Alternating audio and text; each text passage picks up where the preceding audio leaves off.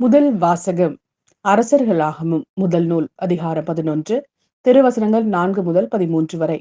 Solomon முதுமை அடைந்தபோது அவருடைய மனைவியர் அவர் இதயத்தை வேற்று தெய்வங்களை பின்பற்றும்படி மாற்றிவிட்டனர். அதனால் அவர் உள்ளம் தம் தந்தை தாவீதின் உள்ளத்தை போல் கடவுளாகிய ஆண்டவருக்கு முற்றிலும் பணிந்திருக்கவில்லை. சாலமோன் சீதோனியரின் தேவதையான அஸ்தரேத்தையும் அமோனியரின் அருவருப்பான மில்கோமையும் வழிபடலாயினர்.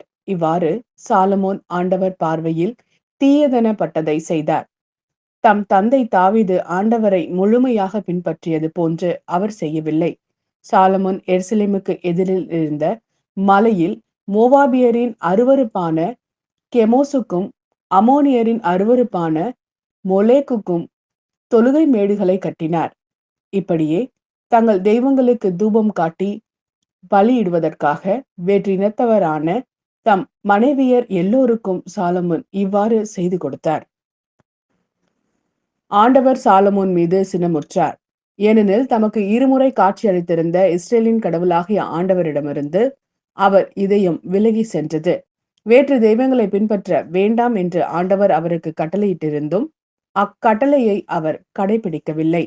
ஆகையால் ஆண்டவர் சாலமோனை நோக்கி, நான் உன்னோடு செய்த உடன்படிக்கையையும் நான் உனக்கு விதித்த நியமங்களையும் மீறி நீ இவ்வாறு நடந்து கொண்டதால் உன் அரசை உன்னிடமிருந்து பறித்து அதை உன் பணியாளனுக்கு கொடுக்க போவது உறுதி.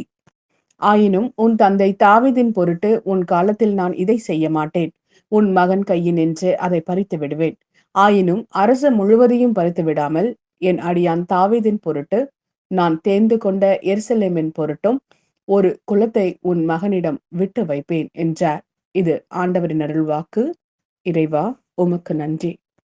மாட்கெழுதிய நற்செய்தி அதிகாரம் 7 திருவசனங்கள் 24 முதல் 30 வரை. இயேசு எழுந்து அங்கிருந்து புறப்பட்டு தீர் பகுதிக்குள் சென்றார். அங்கே அவர் ஒரு வீட்டிற்குள் போனார். தாம் அங்கு இருப்பது எவருக்கும் தெரியாதிருக்க வேண்டும் என்று விரும்பியும் அதை மறைக்க இயலவில்லை. உடனே ஒரு பெண் அவரை பற்றி கேள்விப்பட்டு உள்ளே வந்து அவர் காலில் விழுந்தார். அவருடைய மகளை தீய ஆவி பிடித்திருந்தது.